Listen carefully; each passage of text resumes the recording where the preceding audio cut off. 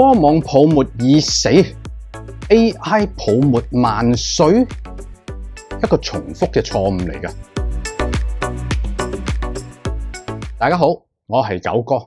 今日我哋咧唔講炒到而家窿窿地嘅 AI 股，反而我哋想時光倒流，翻去25年前，睇下一間叫做 Pets.com 嘅公司。佢哋嘅故事同我哋今日四周圍見到嘅情況咧，或者係好似照緊鏡一樣。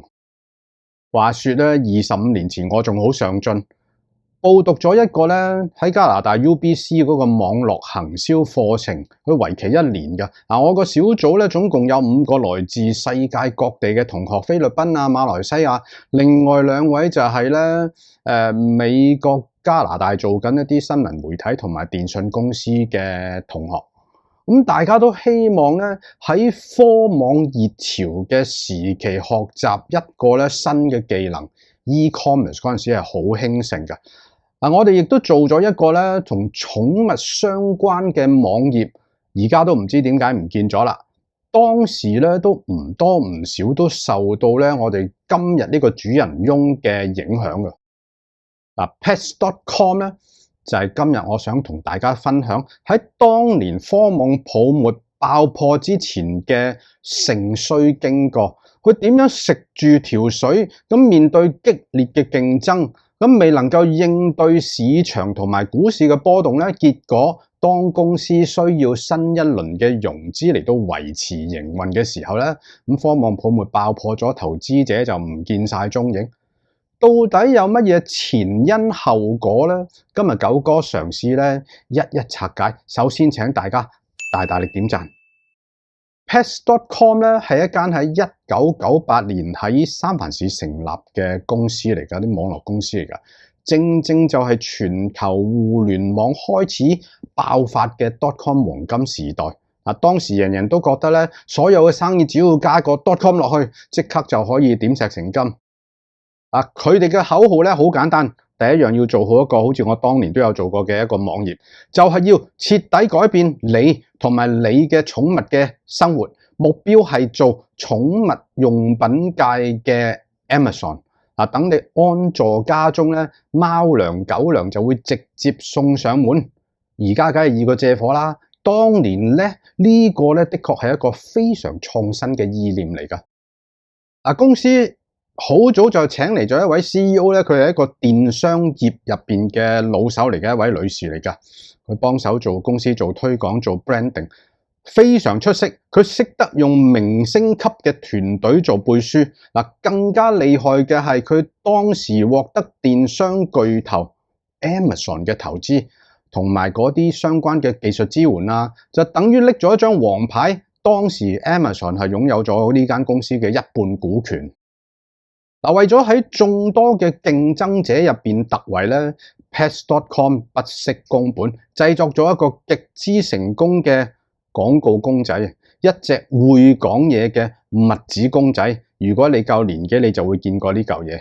呢一個公仔頻頻出現喺大事件，譬如啲超級碗嘅廣告、美斯百貨公司感恩節巡遊等等一啲全國性嘅媒體，全部見到一時無兩，個小朋友都話要拍得住而家嗰啲咁嘅辣布布。憑住呢個強大嘅品牌形象同埋一啲顛覆傳統嘅剛才講嘅呢啲咁嘅故事咧 ，Pets.com 喺2000年嘅2月咧就成功咧就風光咁樣上市。IPO 一下子就集資咗8200幾萬，成為當時咧其中一間最矚目嘅明星初創。睇落就好美好啦，啱唔啱啊？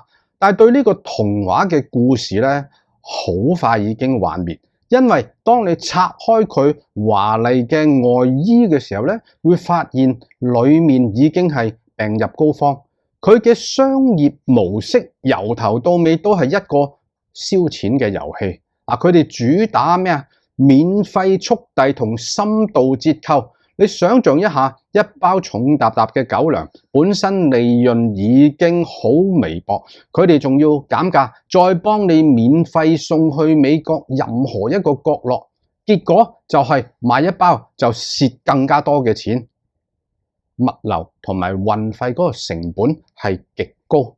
呢個根本係唔適合喺當時個物流網絡嘅一啲電商嘅模式㗎。喺千禧年之前，全球只係大概有1億1千萬嘅網民，好多人都未習慣網上購物。我仲記得嗰陣時用56K，更加多人唔會放心用信用卡去支付，個餅根本唔夠大。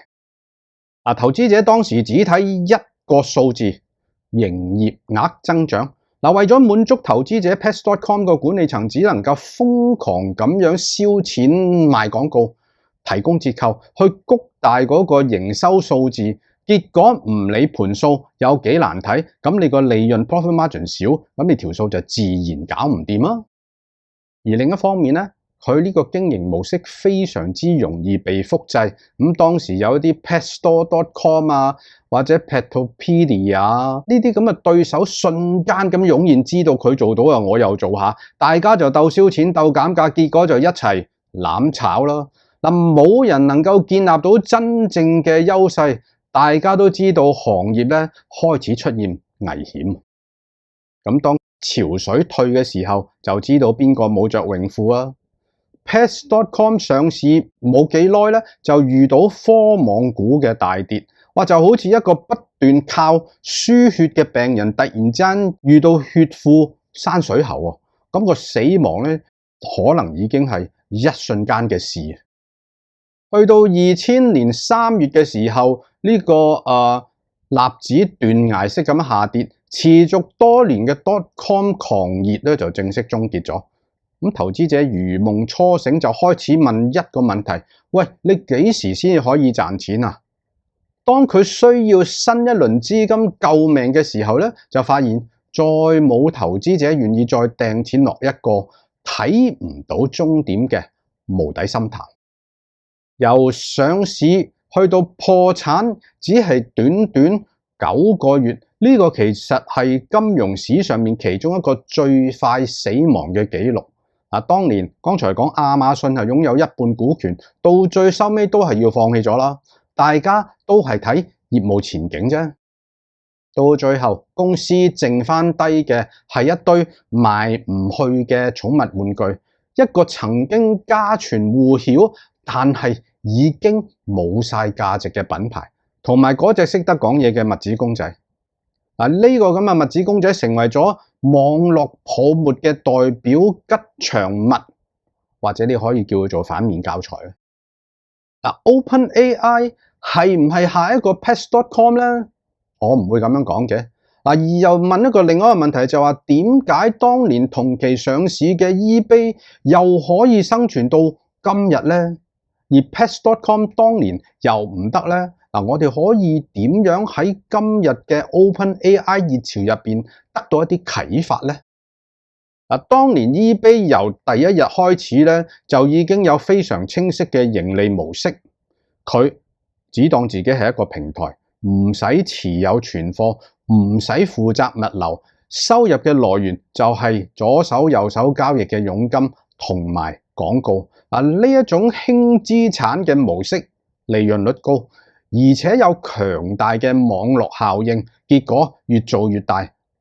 Pets.com 同埋 OpenAI 表面上係有啲相似，兩者同樣都係而家兩個唔同時代嘅焦點，都獲得巨頭亞馬遜同埋而家微軟嘅加持，亦都燒緊極多嘅錢，估值亦都因為市場狂熱而被推到極高。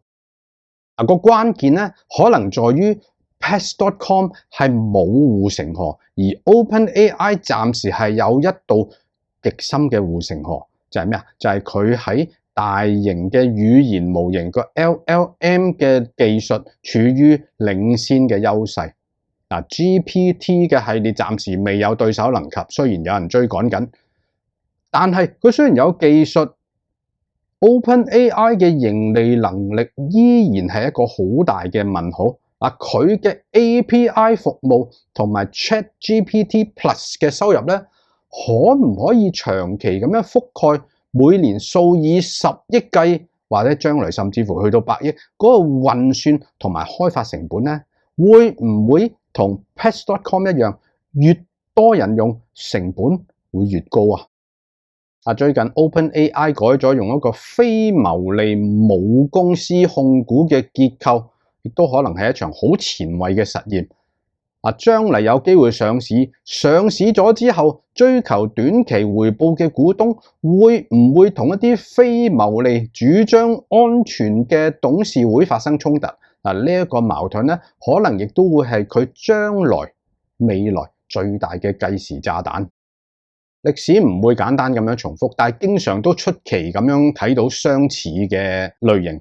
作為投資者或者觀察者，我哋可以喺 Pets.com 身上學到啲乜嘢智慧呢？去應對翻而家見到嘅 AI 泡沫狂熱呢？永遠要問一樣嘢：呢間公司到底點樣賺錢？佢嘅收入係唔係能夠持續咁樣覆蓋到佢需要嘅成本？唔好被宏大嘅願景同埋一啲明星嘅光環咧，去所蒙蔽咗你自己投資嘅智慧。一定要學習同埋明白價值投資嘅奧妙。仲要問下呢一間公司有冇一啲競爭對手好難模仿或者好難超越嘅優勢？係咪技術呢？抑或係網絡效應呢？定係品牌呢？如果只係好似 Pets.com 咁容易被複製呢，你就要極度小心。呢啲就係投資學上面經常講嘅護城河。當然呢度亦都有好多學問啊！我哋有機會咧再詳細講，因為好多人講俾你聽嘅護城河咧都係一啲似是而非嘅概念，根本就誤導。亦都要警惕，當隔離左右連唔識科技嘅師奶阿伯都喺度同你講 AI 股有得炒嘅時候，好唔好買爸爸啊或者英偉達啊，亦都係一啲極度危險嘅信號嚟㗎。群體狂熱會令估值完全咁樣脫離咗地心吸力㗎。